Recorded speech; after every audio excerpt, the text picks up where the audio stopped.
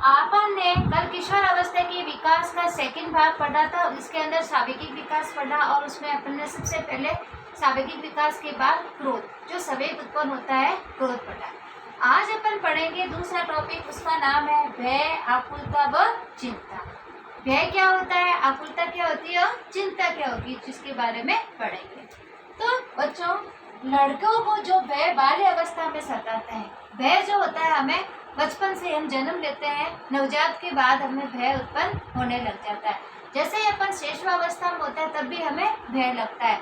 भय कई चीज़ों से लग जाता है। जब बच्चा श्रेष्ठावस्था के अंदर होता है और जब कोई रस्सी पड़ी है और रस्सी, जैसे ही वो रस्सी नीचे जमीन पे गिरी रहती है और लाइट चली जाती है तो उसको देखता है तो उसको लगता है कि ये सांप है। वो डर के मारे कहीं जाके या तो छुप जाता है या अपनी माँ के पास जाके छुप जाता है, या कोई चीज जगह होती है वहाँ पे छुप जाता है और भयभीत होने लगता है। भयभीत होकर फिर अपनी माता के पास जाता है और उसको बताता है कि वो देखो सांप आया, सांप आया। जब माता आके देखती है तो सांप की जगह डोरी भी होती, तो वो रस्सी से भी डर जाता है। पर जैसे जैसे किशोरावस्था खत्म होती है, बाल्य अवस्था आती है, बाल्य अवस्था के अंदर भी भय उत्पन्न होता है।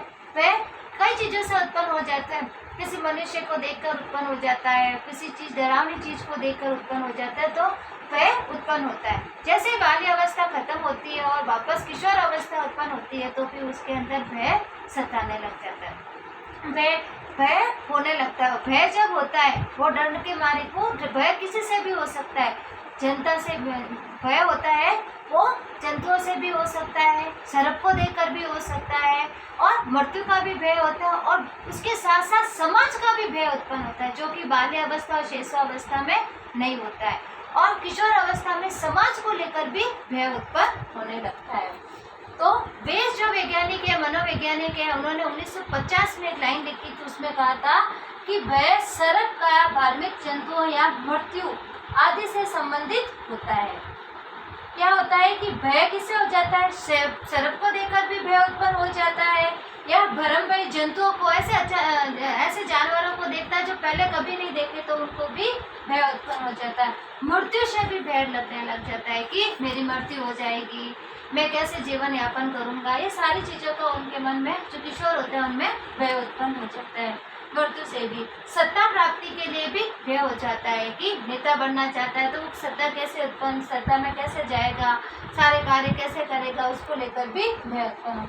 माता पिता की डांट, जो मम्मी पापा डांटते हैं तो उससे भी वह क्या होता है, जो किशोर किशोरी होते हैं वो उनको भय उत्पन्न हो जाता है। अगर मैं कोई ऐसा कार्य करूं जिसके कारण कि मेरी मम्मी डांटेगी या पापा डांटेंगे तो वो उसको देखकर भय उत्पन्न हो जाता है।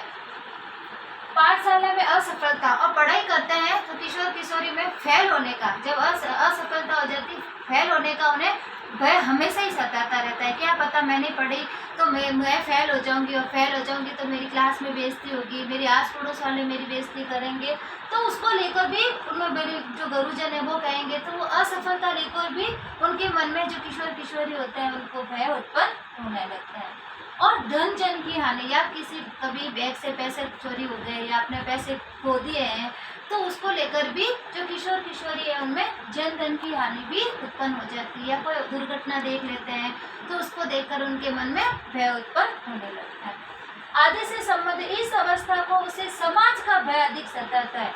जितना ज़्यादा जंतुओं से नहीं लगता उतना उन्हें समाज से भय लग जाता है। तो लोग हमें क्या कहेंगे, समाज हमें क्या कहेंगे, माता पिता हमें क्या कहेंगे, शिक्षक हमें क्या कहेंगे, इस बात को लेकर उन्हें भय हमेशा ही सताता रहता है। वो छोटी छोटी बातों पर भय उत्पन्न हो जाता है कि, और वो अपनी जो प्रकट करते हैं वो भय ऐसा हो जाता है कि उनका पसीना पसीना हो जाता है, चेहरा पीला पड़ जाता है, वो अपनी बात कह नहीं पाते हैं और हर बात पर झूठ बोल जाते हैं और उस बात को छुपाना चाहते हैं। तो ये सारे जो लक्षण है वो भय के अंदर, इस अवस्था में समाज का भय अधिक रहता है। वापस रिपीट कर रही हूँ, समाज का भय, क्योंकि समाज में लोग, उसको सबसे ज्यादा समाज का डर है कि समाज के लोग मुझे प्रतिष्ठित माने, ना कि वो मुझे कुछ ना कुछ गलत करूँ तो वो हो सकता है कि मुझे ना समाज में जितना प्रतिष्ठा मिल रही है वो नहीं मिलता। तो सबसे ज़्यादा जरूरी है कि उसमें समाज का भय ज़्यादा होने लगता है, मित्र मंडली का भय ज़्यादा होने लगता है, तो भय सताने लगता है। कोई उसकी आलोचना ना कर बैठे, यही बात होती है कि उसकी कोई आलोचना कर नहीं बैठे, किशोर किशोरी दोनों की, तो सबसे ज़्यादा वो भय है वो समाज से उत्पन्न होने लगते हैं। और बच्चों अब अपन पढ़ेंगे भय। भय के साथ अब पढ़ेंगे आकुलता क्या होती है। आकुलता क्या होती है इसके बारे में पढ़ेंगे। हर्लोक के अनुसार, जो हर्लोक है वो भी एक मनोवैज्ञानिक है, उनके अनुसार ये कहा है नव किशोर को अपनी मान मर्यादा, प्रतिष्ठा और लोकप्रियता की आकुलता रहती है। हर समय वो आकुल रहते हैं, व्याकुल रहते हैं कि हमारा मान प्रतिष्ठा बढ़े, हमें देखकर, हमारे जो कार्य है उसको देखकर हमारे घर के लोग, हमारे शिक्षक, हमारे समाज है वो हमें आगे बढ़े, मुझे प्रतिष्ठित करे, मुझे मान सम्मान मिले और समाज में मेरा चेहरा है जो वो सबसे अलग दिखे, कि अपने कार्य को लेकर वो सबसे ज़्यादा जो मर्यादा पुरुषोत्तम मर्यादा की तरह कार्य करते रहते हैं और आकुलता उनके मन में सताती रहती है। नेता बनने का शौक होता है उनमें, लीडरशिप करने का शौक होता है, वो विद्यालय के अंदर, कॉलेजों के अंदर अपने आप को लीडर बनाना चाहते हैं, मॉनिटरिंग करना चाहते हैं। स्कूल के अंदर भी देखते हो आप, किशोर किशोरियों के अंदर 11-12 की क्लास में जब होते हैं तो उन्हें ये नेता बनने का शौक हो जाता है कि और अपने साथ ग्रुप को बना के रखते हैं और मॉनिटर बनना चाहते हैं क्लास के अंदर। वो सब सोचते हैं कि ये सारा कंट्रोल मैं कर सकता हूँ, तो सबसे ज़्यादा उनके अंदर आकुलता आ जाती है।